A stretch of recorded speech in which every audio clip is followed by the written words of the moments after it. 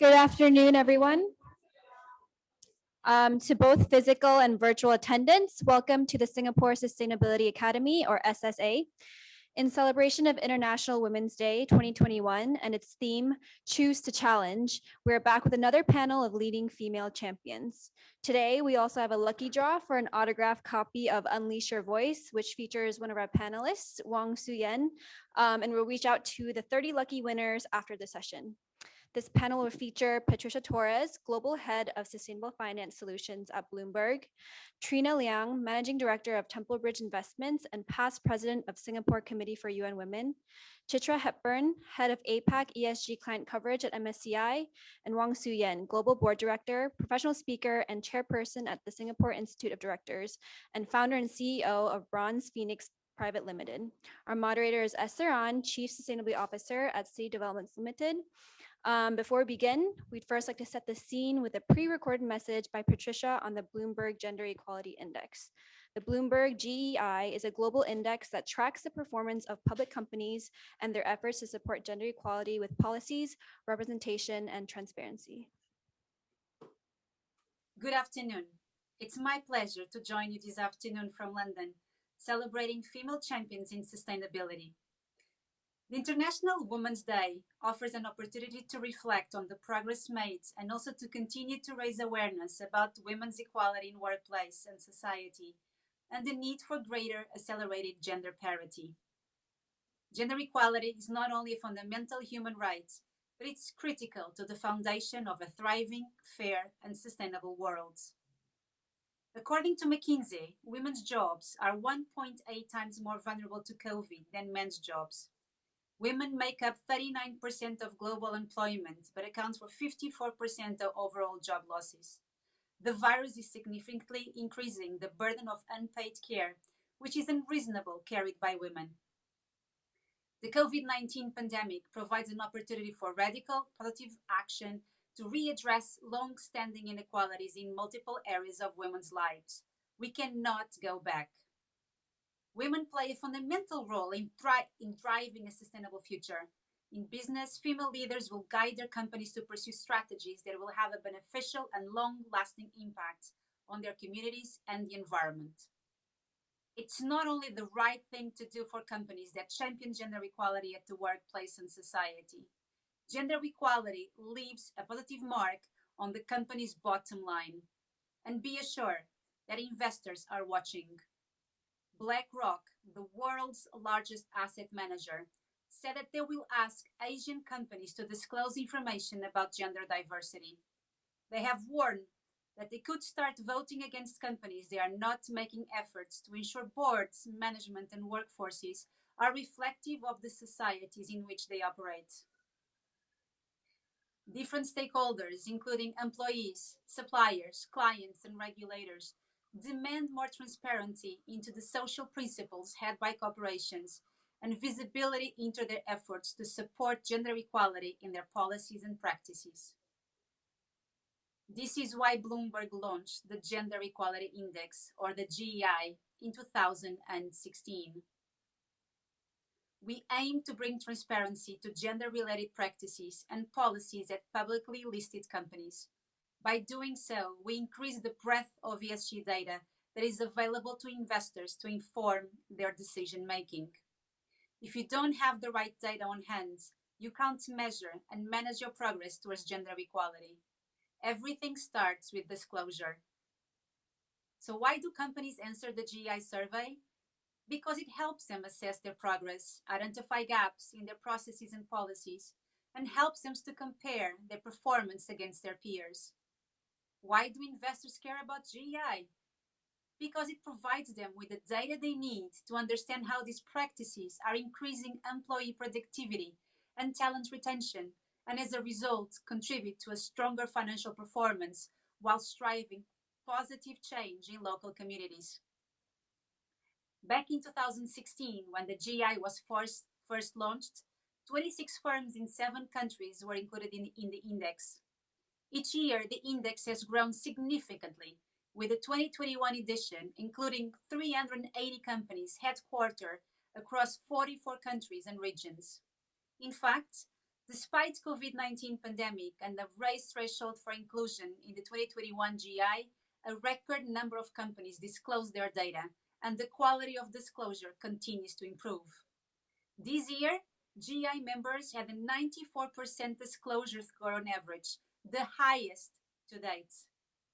And when we looked at the performance of the data disclosed, the 2021 GI data excellence average score was 55%, highlighting work that still needs to be done around female leadership, talent pipeline, equal pay, inclusive culture, and pro-women brands.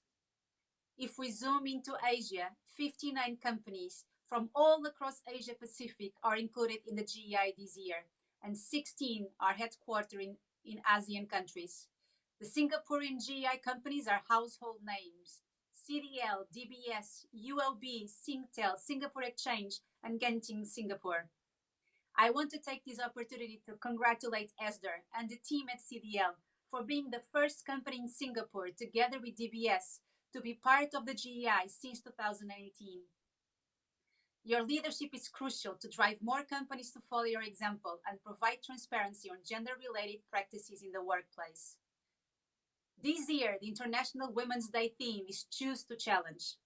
They say a challenged world is an alert world, and from challenge comes change. I would like to end by sharing 5 key highlights from this year's GEI to inspire our audience to take action, to choose to challenge.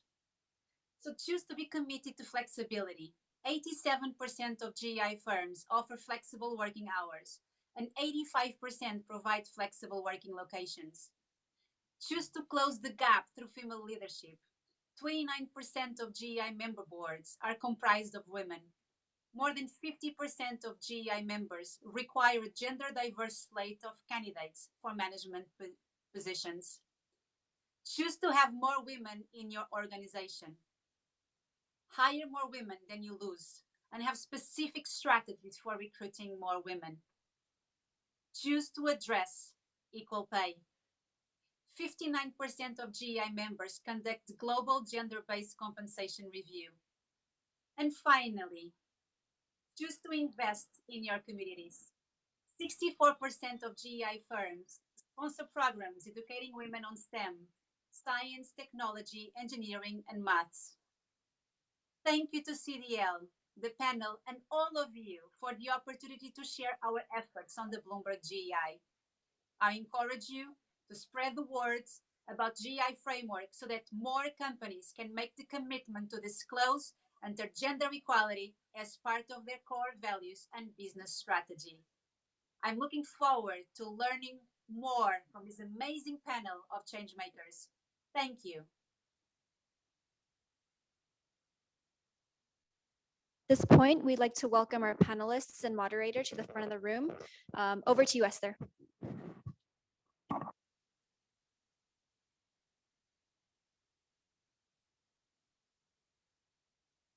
Everybody.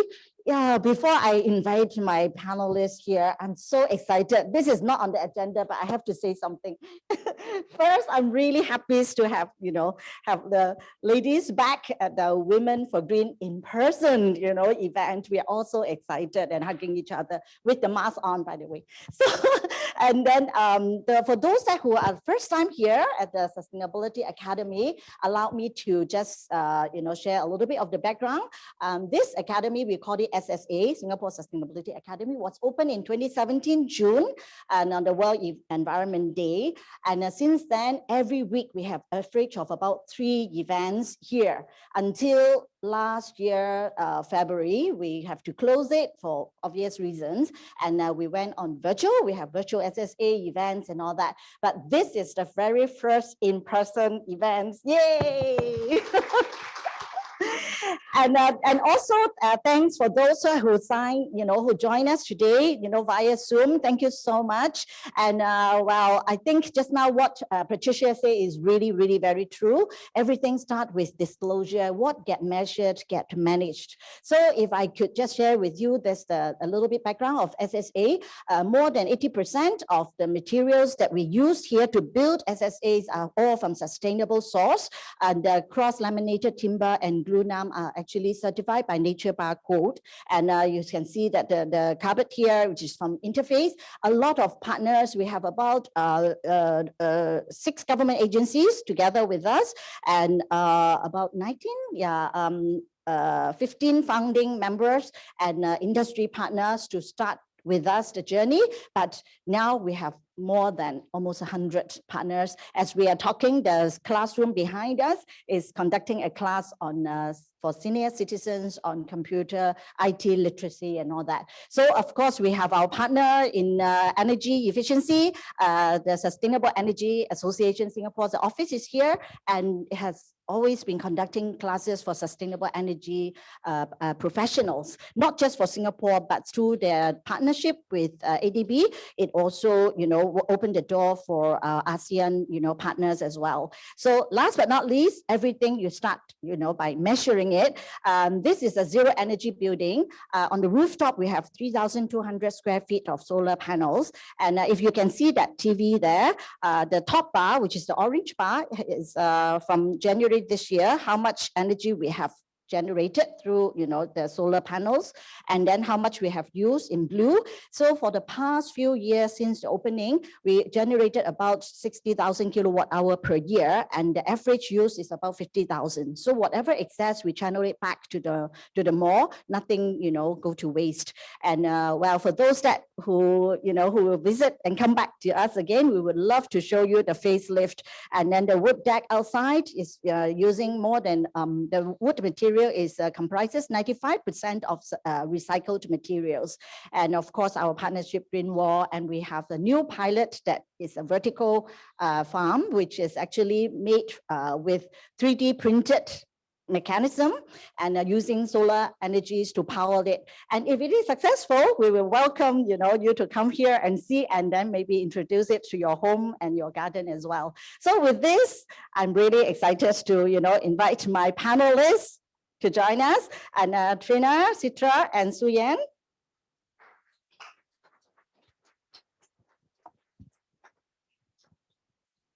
So I think some of you already know some of this powerhouse here, and all of them are, do not need actually any introduction. And but now I need to do a proper, intro and give them a task to do a little, a brief intro of yourself and what sustainability means to you. Yeah, Trina, you want to start the ball rolling? Hi everyone. My name is Trina. So thank you, Esther, for inviting me here today. I think my journey to where I am today is really one about finding my. Today I represent Singapore in the G20 economic empowerment.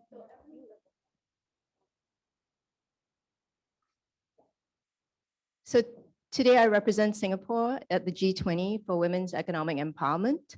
But 25 years ago, 26 years ago, when I started out, I was a young associate at a bank, and I think I was facing insecurity issues about starting work in London, and I had my fair share of bullying and sexist remarks, etc., etc.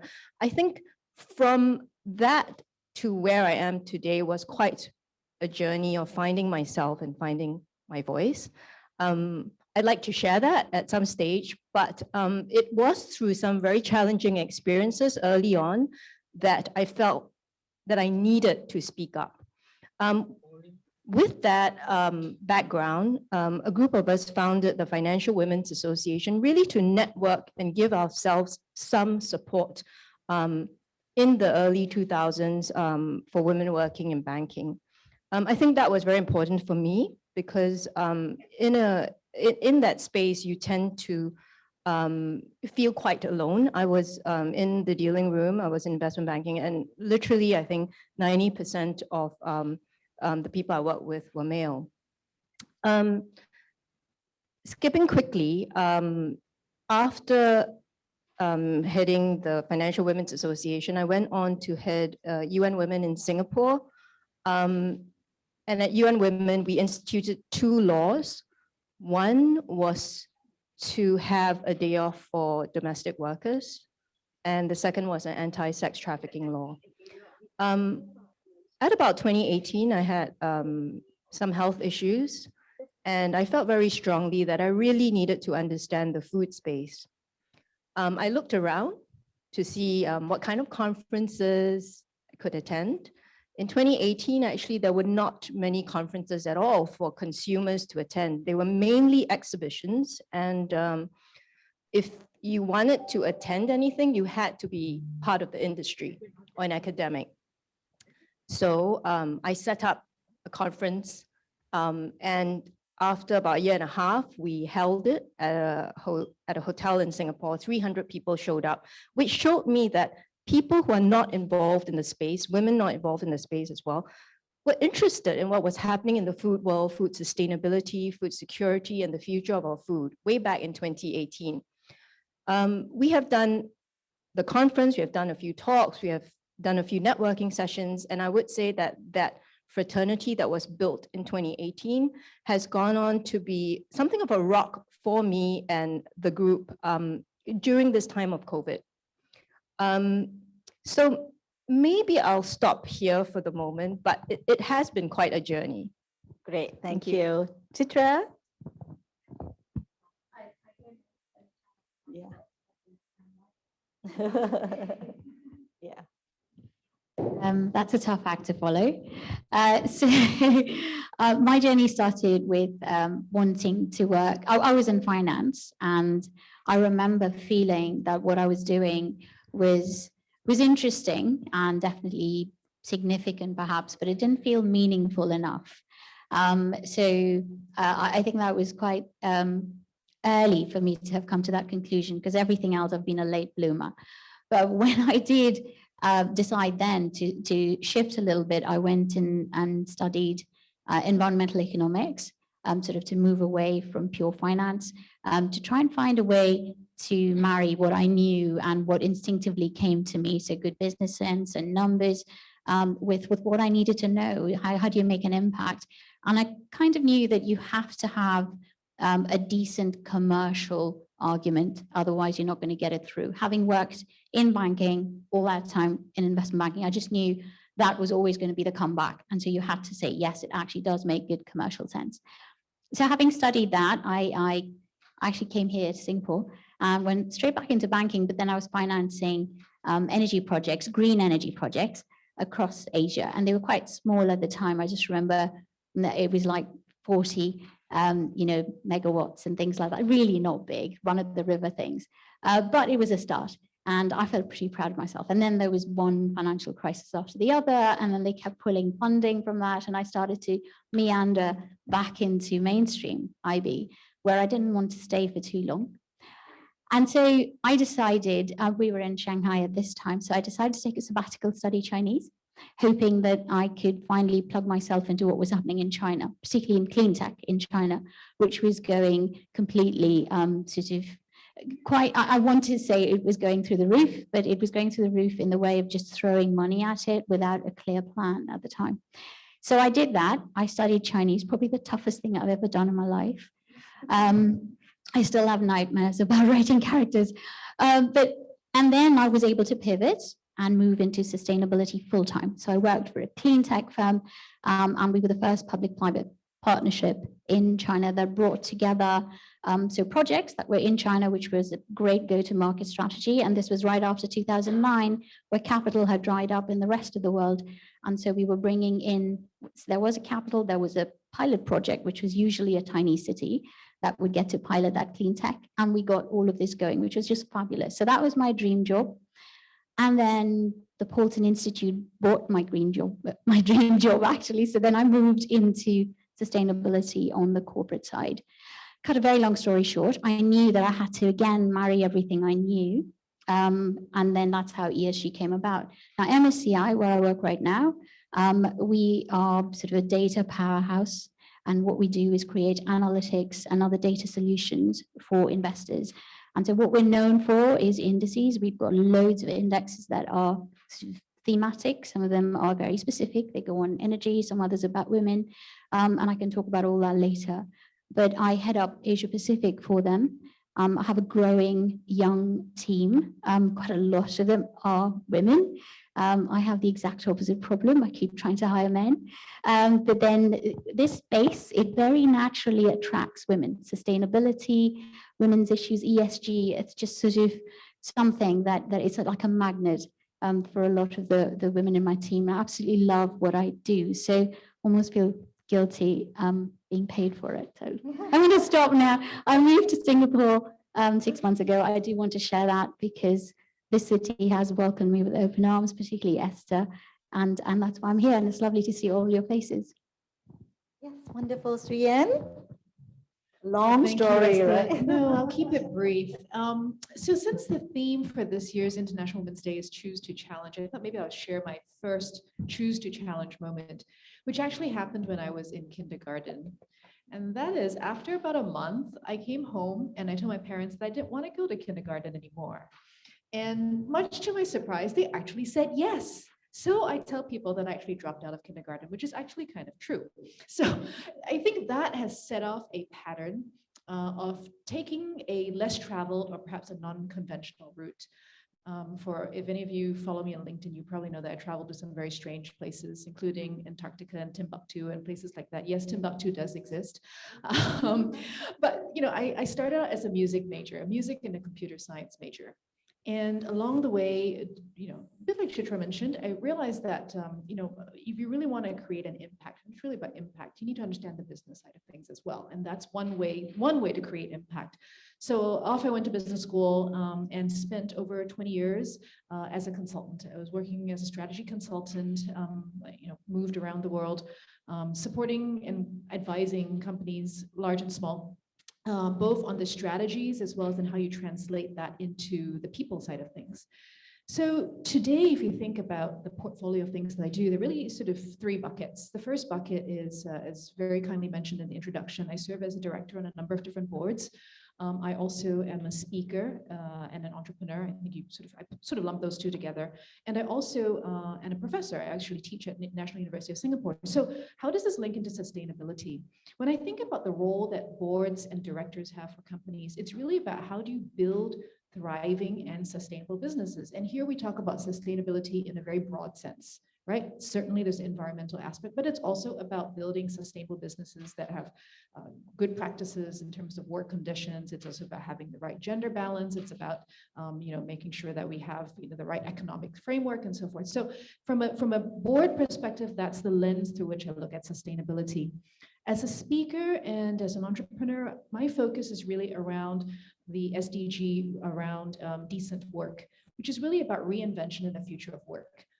Given the fact that life is changing so quickly, how can we ensure that we as human beings continue to evolve and reinvent ourselves and ensure decent work across the board? And then finally, as a teacher of future leaders, it's really about imbuing a sense of social awareness. So just this week, for example, we were talking about, the class was about innovation. So it's really about how do you look at innovation, but also bring the social innovation component into it. So how do you look at where the problems are in the world? How do you build a business model and build, at the one hand, a profitable business that is also solving social problems? So that's, I guess, in a nutshell, my story. Wonderful start. You know, I mean, all of us are familiar with probably UN SDG, 17 goals, 169 targets. So as an individual or as a corporation, no one can claim that I can, you know, embrace all the 169 goals and all. For CDL, we are focusing on, you know, low carbon, and also we have embraced actually 14 out of 17 goals. And of course, innovation is one of them, and also developing people is very important. So the word sustainability is really a buzzword today. If you open your newspaper or social media, if you don't find that word, you come to me, I buy you coffee. So I think definitely there are many meanings to sustainability, but what I feel is, I mean, being a you know, a practitioner for 26 years in sustainability, I think the one that resonates most with me is the one that really, while we meet today's needs, we should not compromise on the needs of our future generations, whether it is environmental, resources, social, or financial. So I would love to see, you know, hear from you guys that, I mean, you ladies that are really achiever, you have many, many, many, different area of achievement. If I were to just ask you to give one most, achievement that you are most proud of, that you can actually link it to taking care of the needs of your future generation, what would that be? And are you going to continue, for that particular, accomplishment? Trina? Sure. I think, and related to the theme, it would be setting up that conference that I spoke about. The reason is because in 2018, when I was thinking about it, as I was going through these health issues, I really couldn't find a place where I could go and ask questions and learn about food sustainability and food security. Today, as we sit here in 2021, all of you know what food security means. All of you know what food sustainability means. In 2018, that was not the case. I was not allowed to attend any conference. And I found my voice by saying, I'm going to make my own conference. And I'm very, very proud of the fact that there were a lot of obstacles in the way, not least being I didn't have any background in food at all.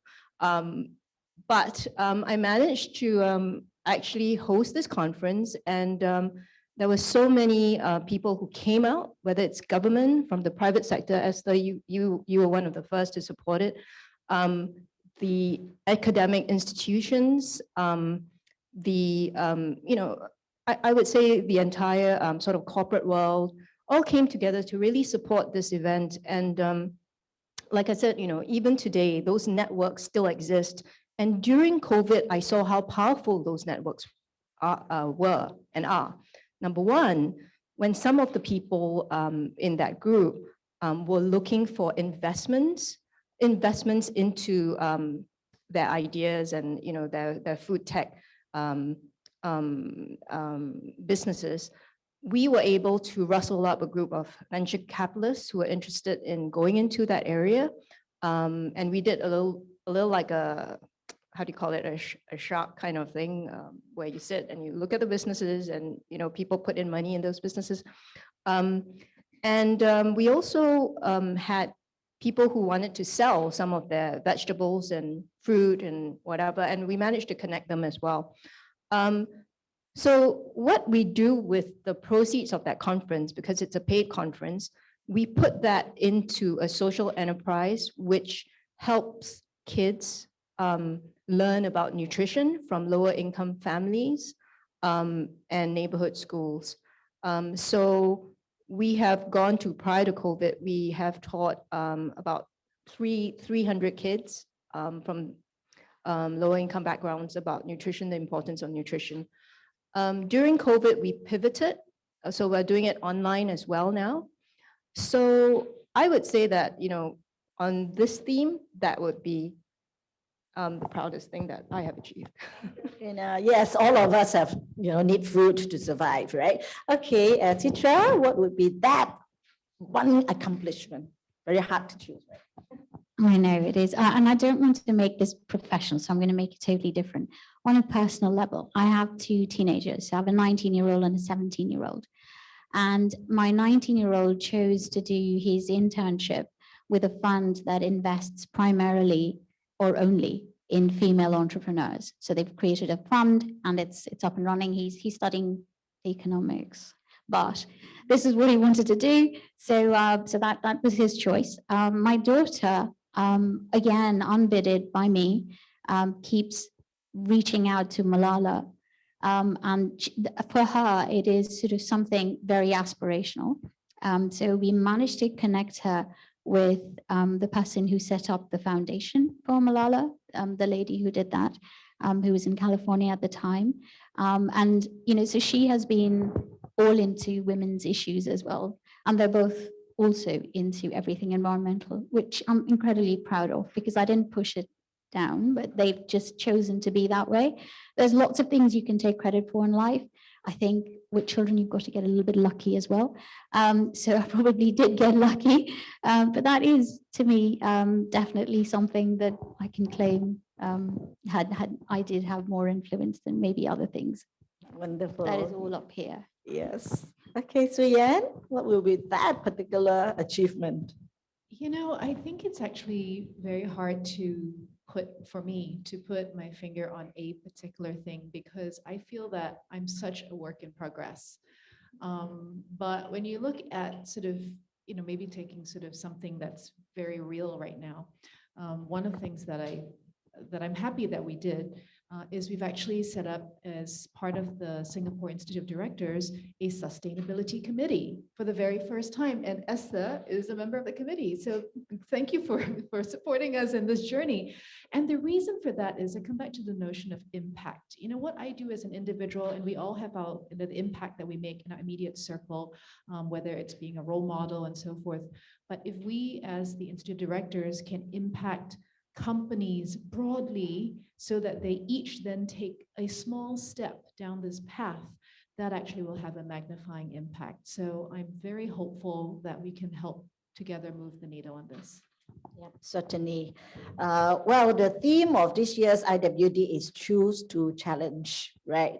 And many ladies here, in the audience and on Zoom, are all achiever in their own right. And I think it will be very interesting to hear your story. Is like what you really choose to challenge, apart from your kindergarten story, maybe like more nearer to today. What will be, the most recent challenge that you pose to yourself, whether professional or individual, whether physical or mental challenge or whatever.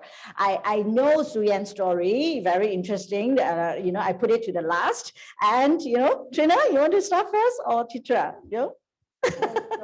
Right. So the most recent challenge was actually my COVID challenge, which is how I ended up here. Last year, around this time, my family and I were in Bali. We lived in Shanghai, but we were in Bali for Chinese New Year. And then COVID broke out and we couldn't go back home. This is not going to sound like a challenge when I tell you we stayed 2 months in Bali, but we were stranded there. Couldn't go back home. But then at the end of it, my daughter and I returned because her school was about to open in March, and my husband and my son were due to join us shortly. Before they could join us, the borders closed in China, and then they got stuck, and they were on their way back, so they got stuck here in Singapore. So we spent 7 months apart, and then I packed up 20 years of our life in China and moved here, so that we could be together. And also, just basically, I didn't see a way out at the time. So it was massively challenging in a way, because at the same time that was going on, business was just going nuts. ESG suddenly exploded, and you couldn't hear anything except ESG every time you turned on, CNBC or Bloomberg or anything. And it was just, and I was growing a team, and I had to hire everyone remotely. And it was a challenge. So that I hired 12 people without ever having met them. It has its plus sides. They don't know I'm vertically challenged, which is really good. So I think there's been on a personal front and on a professional front. I'll say last year was challenging in many, many ways. And I had to count on every ounce of resilience I had, and also hope, if you like, because I was just hoping for everything to get better. And there was nothing that was within my control, quite frankly, work-wise or personally. So that was a huge lesson in what do you do when just everything that you're doing is going out of control. Some good, some bad, but so that was my most recent challenge. Yes, we all come out stronger, right? Okay, Trina. So I have referred to some of the health challenges that I've had. So a few years ago, 3 years ago, I found out I had early stage cancer. And I think it was quite a shock for me, because I tend to live a healthy life. I tend to eat right, I exercise right. So in a span of a couple of weeks, I had to readjust my entire lifestyle to overcome that. And I think some of you who have gone through this process yourselves or with your family members realize that it's a bit of a journey, isn't it? You find out, you go for the operation, you have to go through quite a few months of radio and chemo. And I think that through that process, I learned so much about my body, my strength, mentally, physically, And 3 months after the operation, what did I do? I dislocated my left arm. So on the one hand, my right side was debilitated, left arm had dislocated. And I think my big challenge over 2020, because this happened early about 2019, was really to get back into good physical shape. And for me, it was eating right, it was exercising, and I'm so proud to say that I could actually do push-ups within 6 months.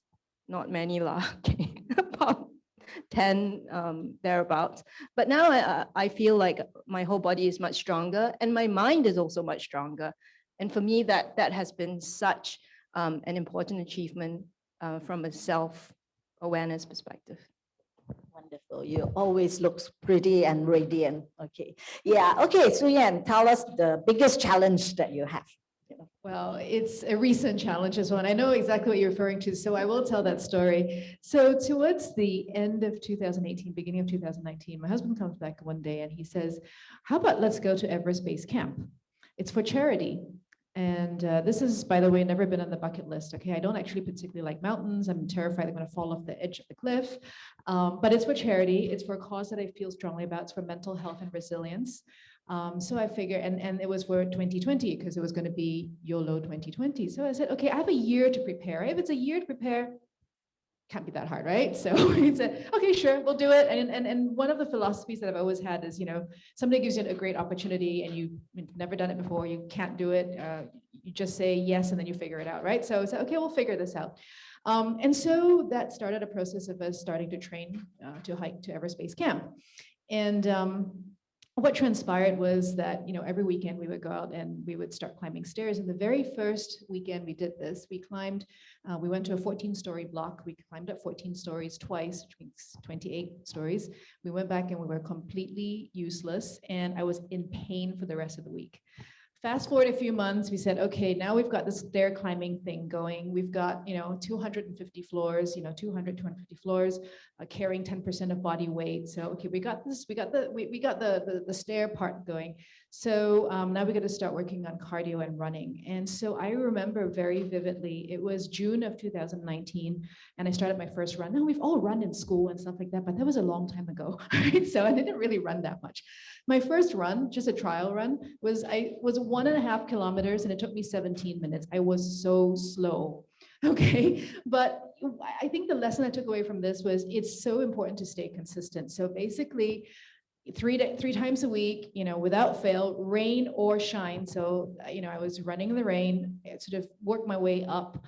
So I did my first 5K, I did my first 10K. And then people would say, well, if you've done a 10K, you can do a half marathon. I'd be like, no way. Sometimes something is just so far out of reach, you just basically dismiss it. But I just kind of kept up with it. And, 15, 16 months later, there it was. I did my first half marathon. So I think the lesson I take away from this is really, it's so much about consistency. And I think that's back to today's topic around sustainability and gender equality. It's about sticking with it consistently, keep doing the little actions, and those eventually add up. So that's been my challenge. Unfortunately, as you all know, obviously still haven't been able to get to Everest Base Camp. So we just keep going, keep training for it. And Still climbing steps. And we'll get there someday. Well, I think when there's a will, there's a way, and physical, challenge can really also strengthen the mind as well. So you ladies all have spent a lot of time overseas. And I have also, when I mentor some of the younger, ladies, some of them always say, I have overseas assignments. Should I take it or should I not? Isn't it very difficult to uproot, and go somewhere else, and, I want to get married, and some say I want to have children. And if I go overseas, I don't know whether my husband want to follow me, and, a long list of challenges. So from your experience, and Trina, you have been, working overseas many years, and Citra and Suyan also 20 years in different countries. So maybe you want to share with the audience that those who really have opportunities to go overseas and develop your career, and let's share some of your tips, and what shall a younger executive say to their bosses if they're given the opportunities. So when I started out, I worked in London. That was my first real job. Actually, you just put your nose to the grindstone and you just do, And frankly, I was working very, very long hours at UBS, literally going to work by 5 a.m. and leaving work at 8, 9 p.m. And during the weekends, even I would come in. So what tip do I have? When I was starting out, you just focused on work, really. I couldn't see the light of day, literally. But just nose to the grindstone. When I was posted back to Hong Kong, I think one of the tips that I would say is trying to immerse yourself in that culture. I'm a Mandarin speaker. I was immersed in Hong Kong when everyone spoke Cantonese. This was prior to the handover. And it was quite nerve-wracking to kept being told by taxi drivers, like, where are you going? And I was like, well, I know how to speak Mandarin. I would speak and they wouldn't understand. And it was, for me, it was something that I felt I needed to sort of accept, learn a few choice words and move on. So perhaps that's it for me. Not much, sorry. Citra, a new culture, new language, and new environment. I'm sure you got scolded by a lot of Mandarin or dialect Totally. speaking people. Yeah. So it's all my life, right? So I've lived in 10 countries, and I think my the advantage I had is I grew up somewhere where you had to speak more than 2 languages. So in Switzerland, you do French, German, and hopefully something else, and then English at school. So when I moved to Hong Kong, to your point, it was a culture shock in so many ways.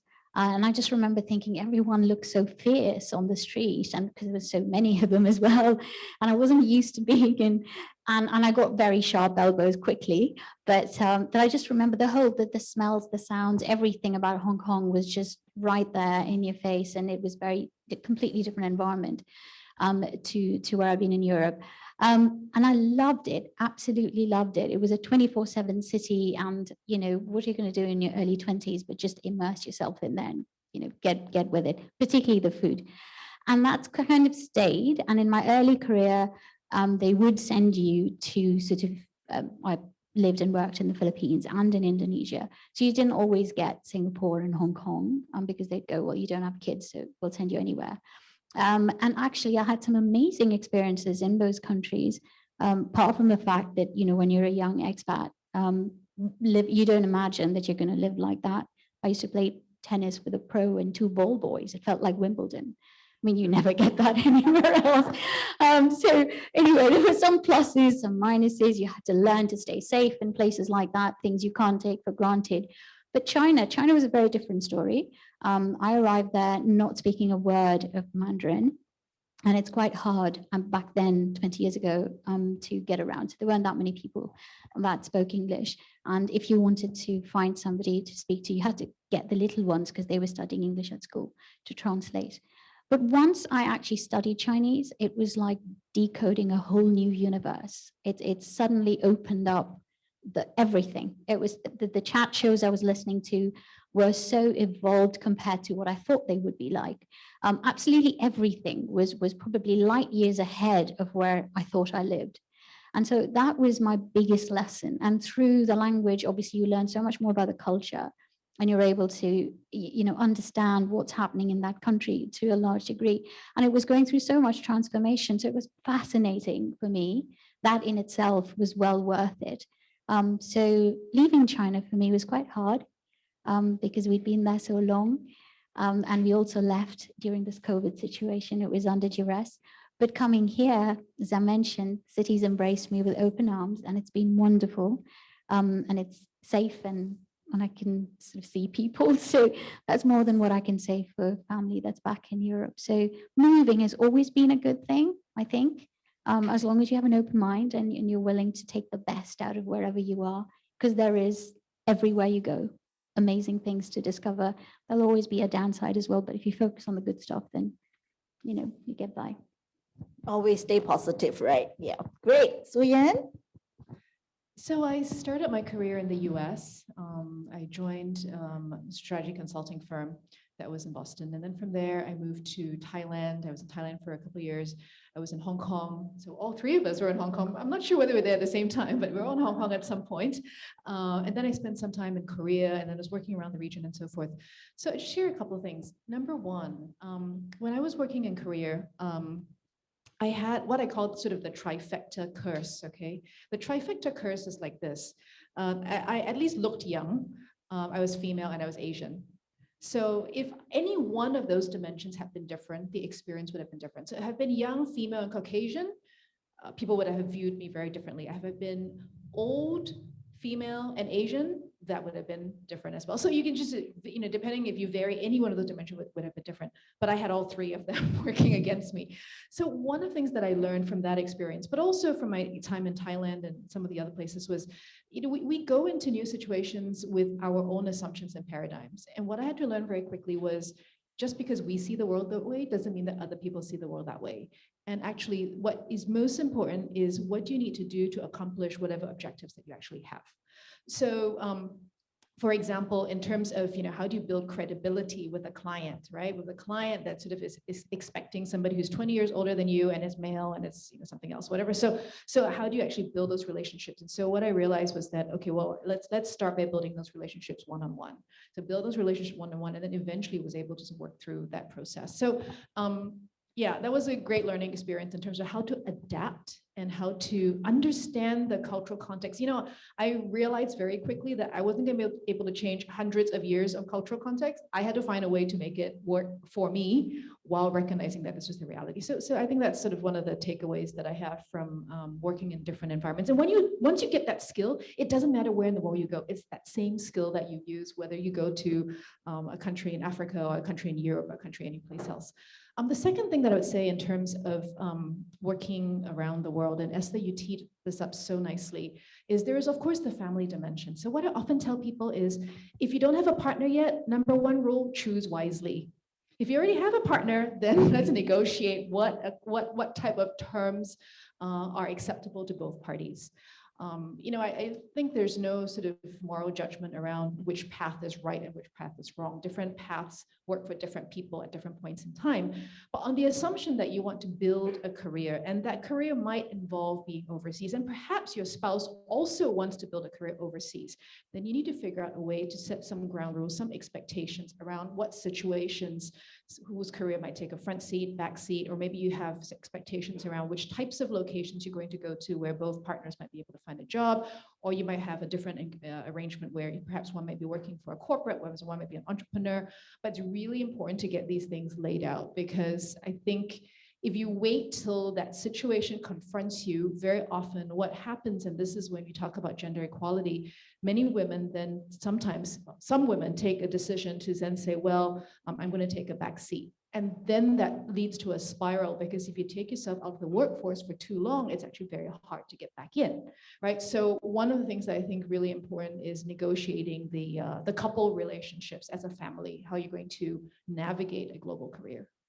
Yeah, indeed. I mean, last year we all learned that our whole life can be turned topsy-turvy, right? Over like a few months, and how do we adapt? How do we, anticipate change and confront change with positivity is very important. So before I open the floor, I want one more question for you all. So ladies, please prepare your question for a good chat later. Okay, I want to talk about the future for women. Just now, Patricia already mentioned that, why companies should, take part in the survey of GEI, is very important. It's like a checklist for us to look at whether the leadership really respect diversity. When I say diversity, I think that broader, like Suyan say, need not to be just gender. And so this time, I want to start with Suyan. Since you are now at the helm of SID, directors are very important, to drive and advise change for listed company. And what is really on your plate now. And thank you for setting up the sustainability, committee. Finally, that people think that sustainability professionals are worth and, engaging, finally after 2 decades of my life. So, and I think we are going to fast track this change. And maybe I would love to hear from you, Suyen, your plan for SID or a wider, perspective. And then I know Citra have some data to show that. And then after that, Gina, yeah. Okay, so diversity from a board perspective. Let me break this down into sort of 3 components. One is, yes, so far we've been talking about directorships for listed companies, but this actually matters for all kinds of organizations, not just listed companies. So we really want to be reaching out to startups, we want to be reaching out to private companies, we want to be reaching out to nonprofit organizations to ensure that when we think about whether it's diversity or good governance more broadly, it isn't only the domain of listed companies, because actually in the universe there are a lot more companies than listed companies, right? So that's one. Think about the diversity of the kinds of organizations that we want to be engaging in this conversation. Number 2, the kinds of people that we want to have. It's so important to have sustainability professionals at the table. It is also important to have HR people at the table. It's important to have risk people at the table. I love lawyers and accountants, but we need diversity of skill sets and experiences as well around the board table. So that's a second dimension of diversity in terms of functional and experience set. And then the third one, these tend to be the characteristics that are more observable, of which gender clearly is one aspect. But it's not just gender. We live in a very fast-moving world. We need to make sure, for example, that we have age diversity on boards as well. Why do you need to be 65 before you join a board? Actually, there's probably a lot of benefit to having a wide range of people of different experiences.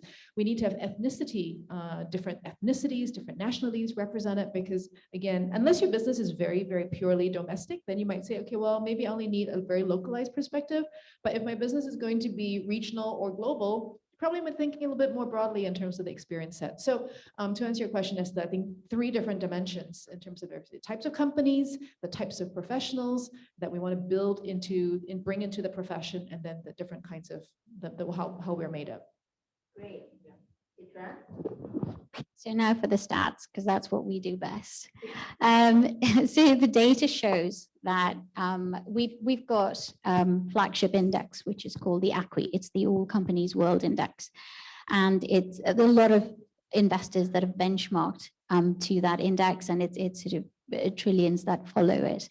Now, there's 9,000 companies in that index, and it includes China, it includes the emerging market. We have yet another one that is just all developed markets only, so it doesn't include the emerging markets. So I'm going to share some stats from those 2, and I actually wrote it down so I wouldn't forget. So the All Companies World Index, which is emerging markets and developed markets, boards that have 3 women on them, it's about 57% is the one on the developed market side, whereas the All Companies World, which includes emerging markets, is 36%. Now, if you look at boards that have 2 women on them, so that stat then changes to 44% on the developed market and 37% if you include emerging markets. And then bizarrely, when you go down to no women on the board, in developed markets, it's 5.3% and 17%. So somewhere, and that's in the, including emerging markets, somewhere in all of that, I think we've got to work out how these stats are working, because the other stat that we came up with is boards that have absolutely no women in the last 5 years. So what I'm sharing here is a trend, have gone down by a mere 2% in the last 5 years. So there's a lot more that we can do to then diversify these boards. And again, this is just a microcosm, right? It's 9,000 companies that belong to this index. That's not the world. And to your point, Suyan, we should be looking at all kinds of organizations, not just the large listed ones that we track. But it was just a stat to bear in mind. So the other thing I wanted to share was in disclosure. We were talking about earlier, I think Patricia mentioned it as well in terms of disclosure. In that whole sort of the 9,000 companies that we have, only 10% of them report on the data set of gender pay. All the others, they'll report on anything else, on diversity on the board and diversity in the company. But when it comes to gender pay, for some reason, it must be a very sensitive statistic. So it doesn't come out as often as we'd like it to be. So there's a lot more that we can do in disclosure and forced disclosure, if you like, mandatory requirement that I think some stock exchanges are coming up with, some regulators are coming up with. So we hold out in the hope that by 2030, we're going to be looking at something very, very different. So I'm going to combine my wish with that and say it should be even sooner, like 2025. So I wrote a piece for the Straits Times, which got published on Friday last week. And it's on women in the economy, so the female economy. And I broke it down into women as consumers, women as workers, and women as investors. I think that's a very important lens to view the economic development of women, because the most concrete way that we can see women really progress, to me, is through the economy. So when I was looking at Singapore and board diversity, the first time I wrote about it was actually for the Business Times in 2005. That's a very long time ago, it was 15 years ago. And I remember that the number then for the SGX 100 top companies was only 5.2%. Today, it is at around 20, am I right? Thereabouts, yeah? 17%, yeah, 17-ish%. And that, while progressive, is not quite where we want it to be, because 3 years ago, when I was on Board Agenda, which was calling for more women on boards, we were looking at 20% by 2020. So we kind of missed it. You know, when I look at ESG investing today, it brings all the things that I do, women, food sustainability, everything, through the lens of women as investors. Now, that is very, very important to me, because I think for people in finance, we allocate financial resources to companies we feel that we believe in. And do we believe in companies just because they make major profits by polluting the world? No, right? I mean, I think one of the things that we have learned, especially through COVID, is really that pivot to recognize that there are companies out there that are trying to do a good job to preserve our environment for the legacy of our future generations. And that is so important. And thank you, CDL. And, you know, I think as a UN Women person, we were grilled to understand SDGs, right? SDG 5, you know, women, 13, climate change, 17, partnerships for change. You know, it's like ingrained into us. And to see the SDGs when we were talking about that in 2015, to now be almost everywhere, I think, you know, for me to even say SDG, and everyone understands what SDG means, for me to say ESG and people understand what it means, this is progress to me. I think progress for International Women's Day is that today, we see people celebrating that day. And I don't know about you, but there are some women out there who told me we really shouldn't be celebrating IWD because IWD should be celebrated every day. I understand that, But I think for people who were pushing for this cause in Singapore from like 2 decades ago, this is progress, because I think there needs to be a day to celebrate women, because there was so much we needed to change. And not just me 20 years ago, but you know, women before me, 40 years ago, 50, when the Women's Charter in 1961 came about. These are people that we ought to celebrate, like we celebrate our own birthday. So sorry, a bit of evangelizing. But... Okay, I'm mindful of the time. Any ladies here or gentlemen at the back, you know, that have any questions? If not, I have 2 very good questions on Zoom. Anyone now? There's a hand behind. Hi, Susanna? Yeah, okay, yeah. Yeah. I'm not sure if everyone in the room is sustainability professional already. Okay, thank you. I'm not sure if everyone in the room or in Zoom is a sustainability professional already, but I think there might be a few who are aspiring, right? And I was wondering if the ladies here could give us a bit of an advice or outlook into what kind of sustainability career opportunities there might be looking forward. I don't think that everyone necessarily needs to go to a school to become like, environmental scientist or something like that. And nor needs to be in the communications area or do CSR. So where do you see the opportunities in the future, near future, to contribute to sustainability in different professional areas? Thank you, Susanna. Actually, there's a similar question from a lady, Janani, from Sri Lanka, UN Global Compact Network, Sri Lanka. And she also asked a similar questions that would like to hear from the panelists on how to encourage more ladies into sustainability job roles. Yeah, so it's quite similar to Susanna. And so Yan, you want to give it a shot first? Esther, you should answer this question too. It's hard work, have the guts, just now you talk about a newspaper article in 2016, I wrote an article for Business Time. The headline is like, sustainability, ESG is going to be mainstream on the board, agenda. And I waited for 4 years now. Finally, I can, declare that it is quite mainstream now. And to be patient, and dare to do something that it has not happened yet, and always look to the future. Don't look at the back. It has never been done before doesn't mean you can't do it. Yeah, continue to dream. And now I point back to arrow to my panelists now. Yeah.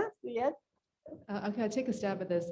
I think important point to come back to, if you look at all the SDGs, obviously it's actually very broad. So when we talk about sustainability careers, I think the first thing is actually figure out what you want, right? Figure out what you want to focus on, where your passion is. And it could be in the area of education. It could be about, zero hunger. It could be, climate change, whatever it is. So pick that particular domain and then obviously start getting into, learn. I think learning is important. Doesn't mean that you need to go for a very involved or extensive, program, but I do think that learning is important. However you choose to educate yourself, you need to get up to speed. Like, Trina mentioned, you need to learn about food, right? I mean, so learning is important.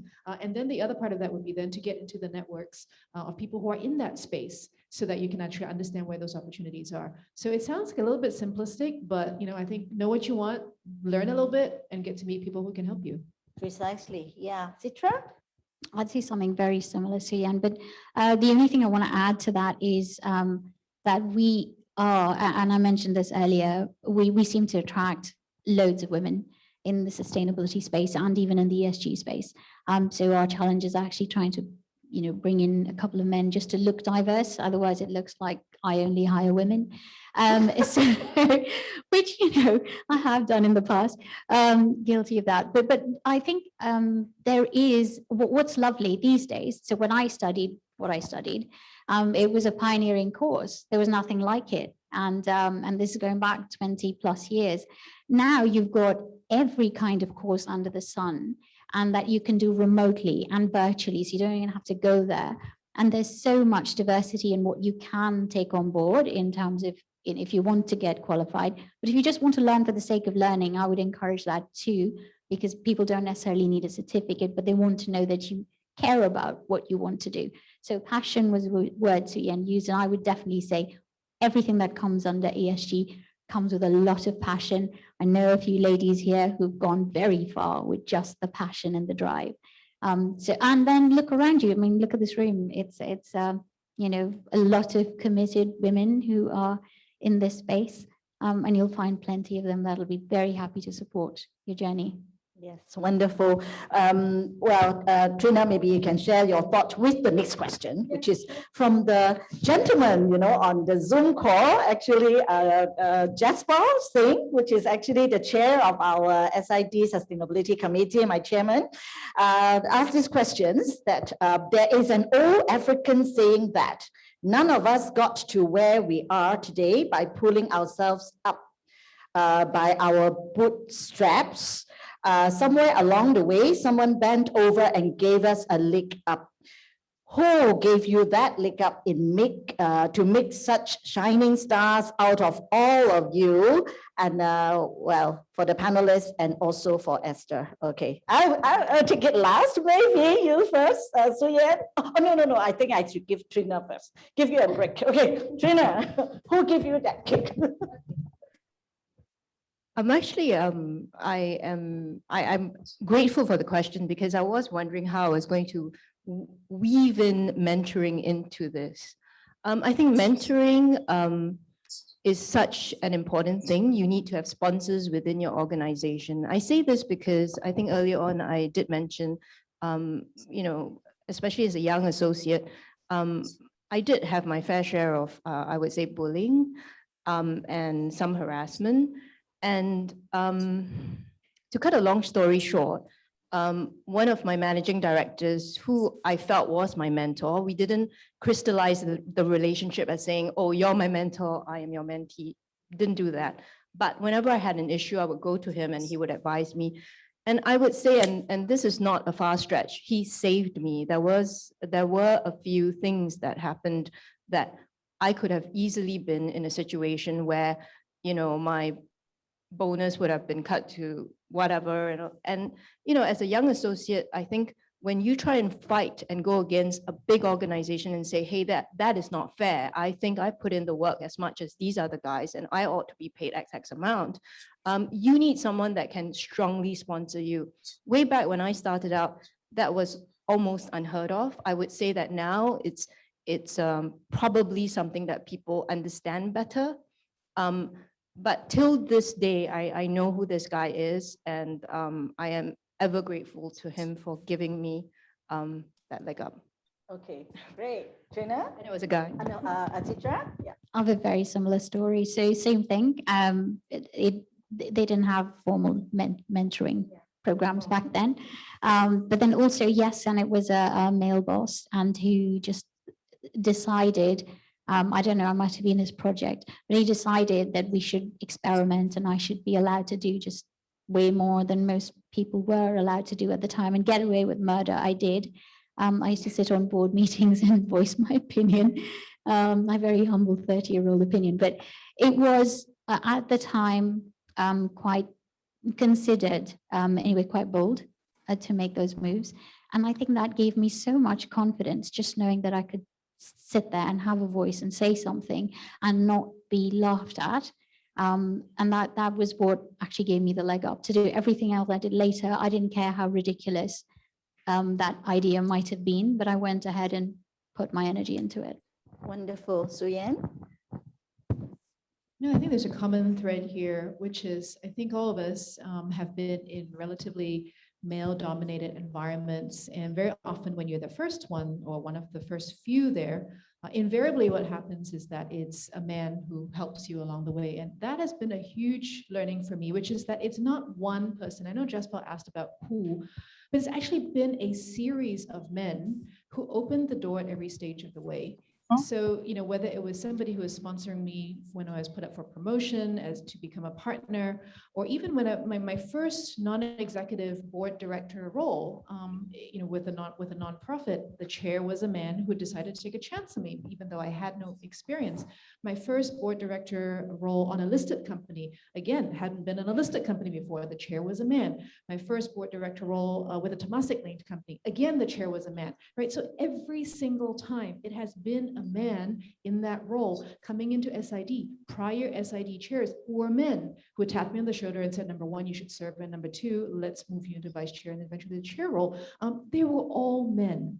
So the story for me here really is that it's really important for men to play a really important role in bringing women along in order to create the kind of equality we want to see. And I would say the same is true for any dimension. So if you're a young person, it's going to be an older person that's going to be opening the door for you. If you're in a profession that's not represented, it's going to be somebody in a dominant profession that's going to be opening the door for you, right? So at every stage of the way, I'm eternally grateful that I stand on the shoulders of all of these other people who came before me. Precisely. I think I have similar experience. I think some of you know my background, that when I was hired by CDL, it was by my late boss, Mr. Kwat Ling Ju. And well, when he hired me, I have zero property experience, and he somehow bet on the fact that this crazy woman challenged me during interview, I hire her to change, and instead of, causing negative impact on the environment, building sectors should conserve as we construct. So that 4 words was what he believed in me, and then kept me busy for the past 20 over years. And you're right that along the way, there are also a lot of men, women, wiser people around us to challenge us. The more I'm challenged, the more I want to do better. So I think similarly at APRIA, our local chair, the MD, actually he also, invited me to join the board at the Asia Pacific Real Estate Association 3 years ago, and to chair the sustainability committee.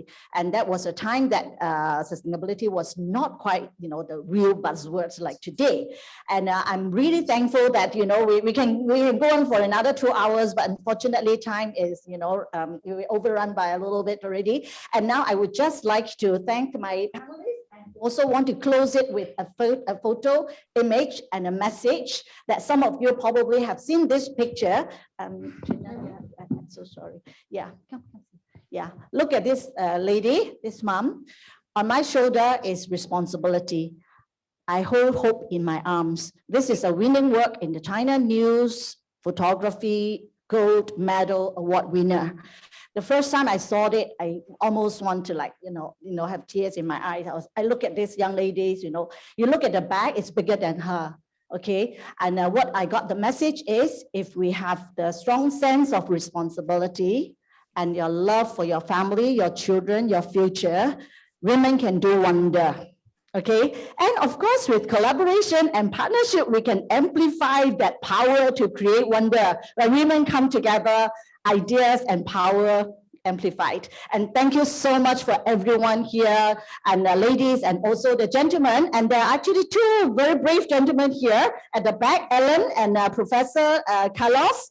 And they are going to show you the pilot at the back here. We have the vertical farming, and the container is actually made by 3D printing, and it is powered by solar energy for the irrigations that you don't need to touch it, and you can grow bok choy, vegetable, and all sort of thing. And of course, we have one young gentleman here, Zach, in front, he's monitoring and managing all the Zoom calls and all that. And we have Kevin also, and all from my sustainability team. We have men in among all the roses. And thank you so much again. And we hope that, our situation will be eased off, and next time we can have more people to join us in the next event. Thank you so much. Thank you. Bye-bye, and stay safe.